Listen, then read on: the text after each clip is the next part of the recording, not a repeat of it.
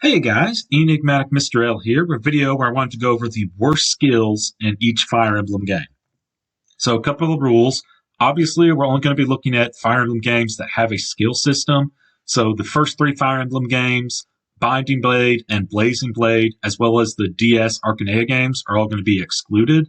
I'm not going to just be factoring in how useless the skill is in its own right, but also how difficult it can be to obtain, how rare it is, that sort of thing. And lastly, I did consider just excluding personal skills outright, but I decided to include them, but separately from the main skills. So with that out of the way, let's just get on with the list. Starting with Genealogy of the Holy War, I went with Pavice. A very annoying skill when the enemy has it, but in players' hands, it's not very reliable. Has a level % chance of just negating it, an attack. Main problem with this is, like I said, it's not reliable, and just the fact of the only units that can get it, you have Arden in the first generation. If he promotes, he'll get Pavice, and Hannibal in the second generation comes with it by default. And I would say both of those are the worst units in the respective generations. That doesn't really do anything to help their big flaws, namely mobility. Like Hannibal's case, you're not going to get him and say, oh, he has Pavice, he'll be fine, because the next few chapters will have a lot of magic enemies, that sort of thing. And even if it wasn't just locked to them, it would probably come in handy here and there, but in the grand scheme of things, you're not going to be relying on the skill. It's not going to help you a great deal. So for Thracia 776, I went with the Bargain skill. This one might seem like an odd choice at first. Dew's Bargain skill is good in the first generation of Genealogy of the Holy War, as well as any potential children he has. Then the GBA games, we know how good the silver card is, that sort of thing. The problem in Thracia 776 is this skill is locked to a single unit, Shanum, who is route exclusive, so many players aren't going to obtain the skill at all. And even if you do go B route and you recruit Shanum, by the time he joins, most of the shopping is already done.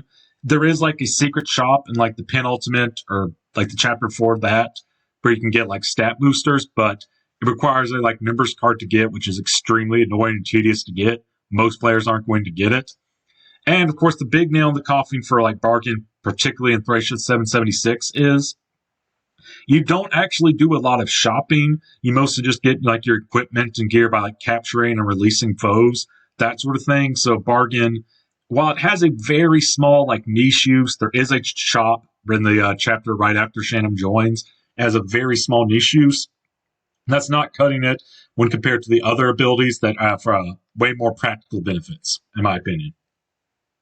So skip Binding Blade and Blazing Blade because there's no skills there. There are a few class skills in Sacred Stones, and my opinion, it came down to either Great Shield or Big Shield or Sure Strike. I went with Sure Strike, which is the class skill of snipers. Great Shield is the class skill of generals, which has a opponent's level % chance of just negating damage. Both of these are really bad class. Bow, typical 2-range. Locked problems, Armor Knight, slow, low movement. At least the general's personal skill, I can see that coming in handy here and there. Oh no, I accidentally exposed him to a magic user, but oh, a Great Shield saved me. On the off chance, you can't really rely on it, but the Vice could come in handy here and there. Here, it's on a class that doesn't have any problems with accuracy to begin with, and it's a 2RN system, so if it displays 80% hit, your actual chance of hitting the enemy is even higher than that. And even when this does activate, there's no way of knowing, I probably would have hit the enemy anyway, as opposed to Great Shield or Big Shield, which, that did most likely protect me, assuming the opponent's attack would have hit. Path of Radiance has a few stinkers in it. There are a few skills that either double or half the effects of Biorhythm, which at best can offer very small niche use, and at worst can be slightly detrimental. Knives aren't very good in this game yet. They don't have 1-2 range, as they do in Radiant Dawn, and they especially don't have debuffing skills as they see in Fates. But hey, it allows Volk to at least contribute in combat somewhat. So there is that. I decided to go with Corrosion, which has a skill % chance of depleting the durability of the target's weapon. If you're promoted, add 20 to your level, then divide by 4 to determine how much it depletes the opponent's weapon. Fights in Fire Emblem, just in general, are never drawn out enough for this to be of any use. It's another skill like Pavice. When the enemy has it, it's really annoying because it can risk depleting one of your like forged weapons or that sort of thing.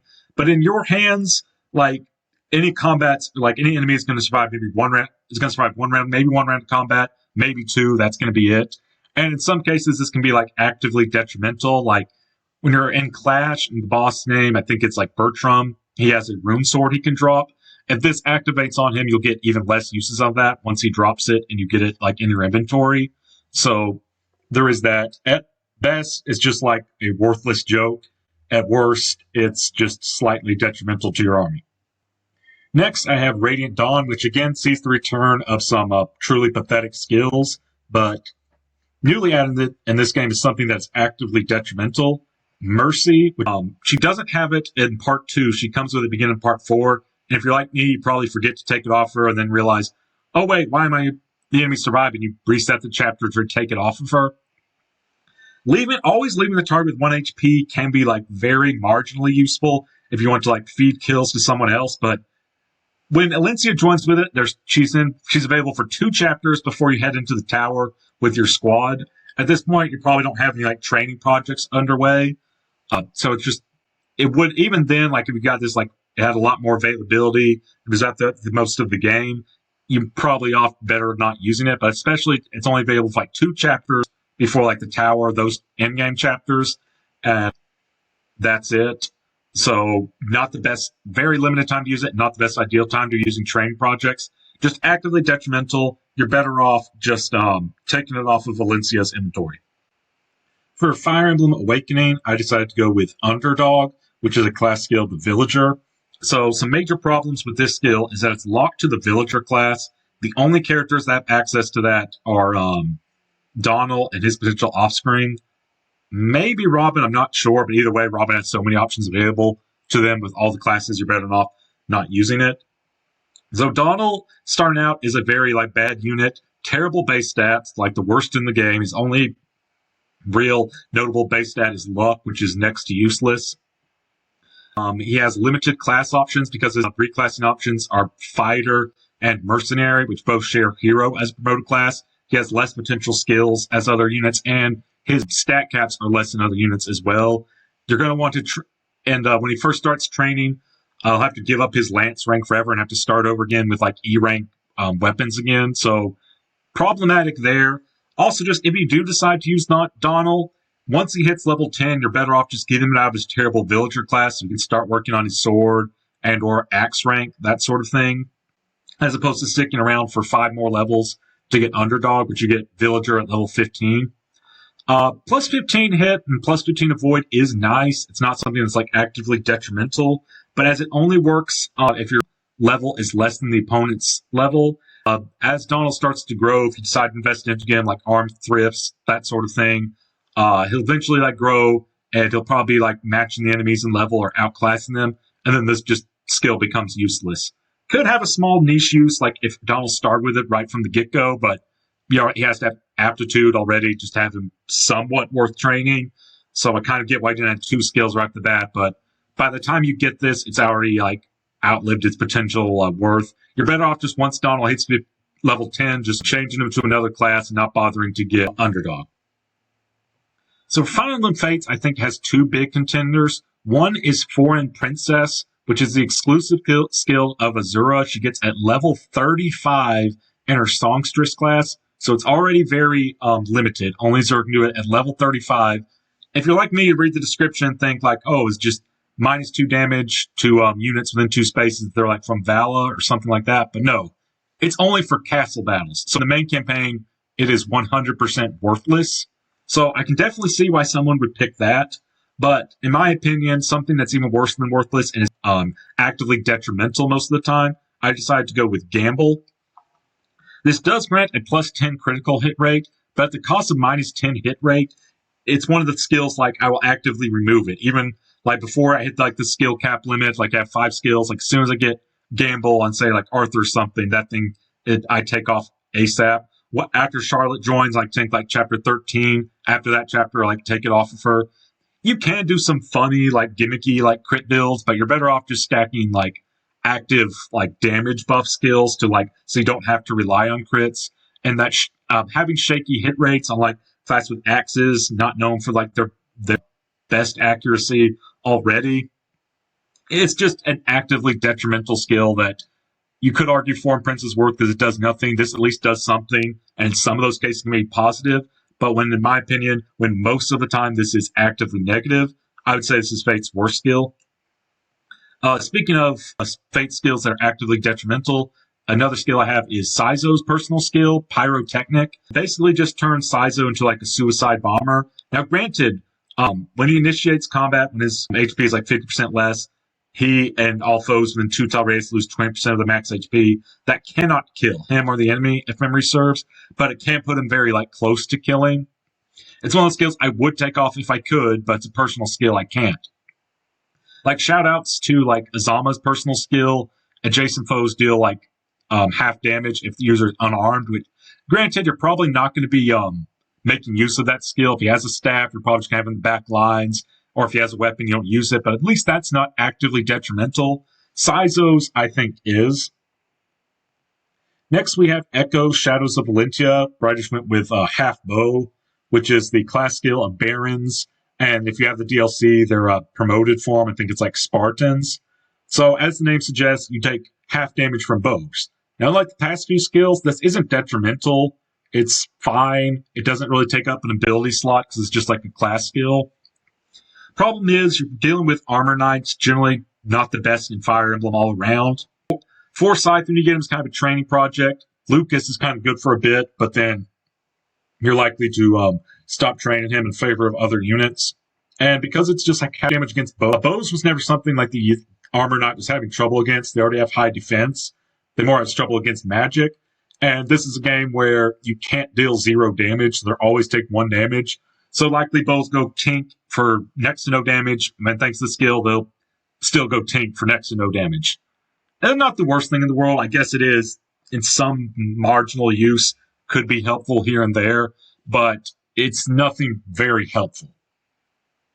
So for Fire Emblem 3 Houses, I decided to go with Null Armor Effectiveness, as the name implies, combat arts and weapons that deal bonus damage to armored units. If you have this skill, they won't deal said bonus damage.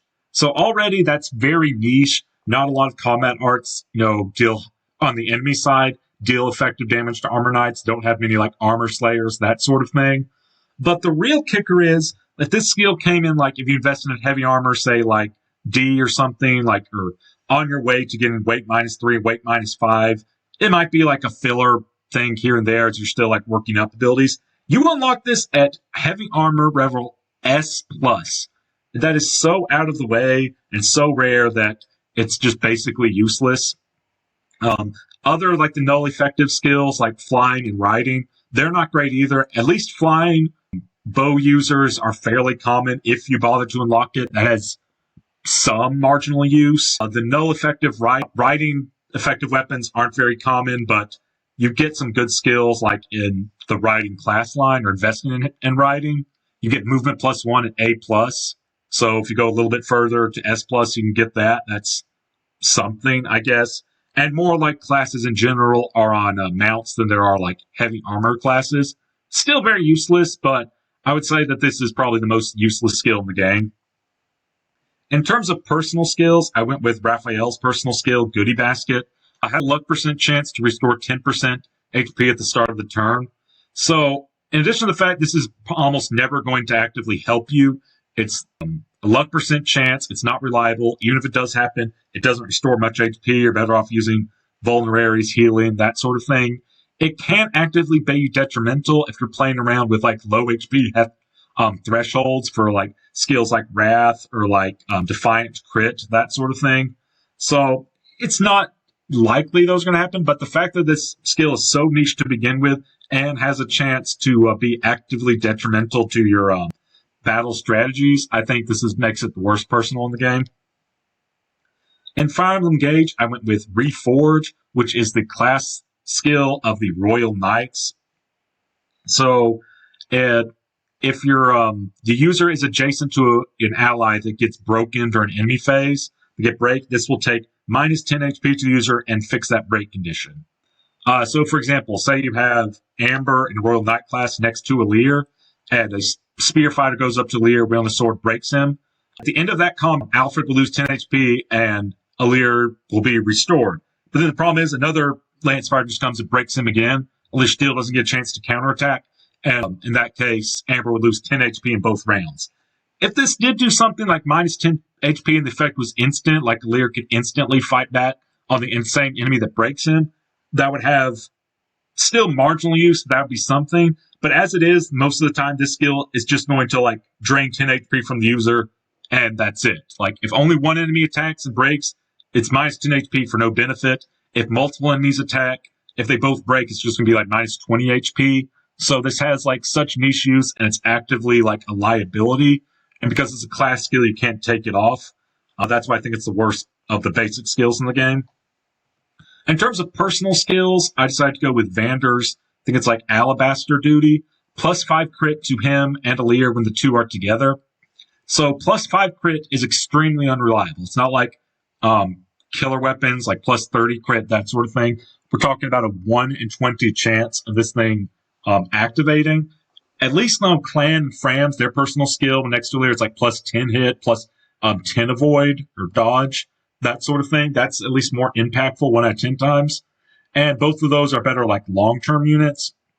Vander has very terrible long-term potential. And even the early game, when you're like using him around until you like ditch him with better options come up, you're probably going to use him just like as a typical Jagan, like weaken units so someone else can get the kill, get more XP. If you have them next to Alir and this activates, Vander can get the kill, and you most likely want to feed it to like literally anyone else. So at best, it's such a marginal, small use, maybe plus 5 crit on Alir when next to Vander is something, I guess. But at worst, it has Vander taking kills that you probably didn't want to feed him. And that's my list. As always, thank you so much for watching. Any skills you think that I underrated, think have some marginal use, let me know. Any skills you think I overlooked are even worse than the ones I mentioned, feel free to let me know below as well. This is Enigmatic Mr. L, signing out.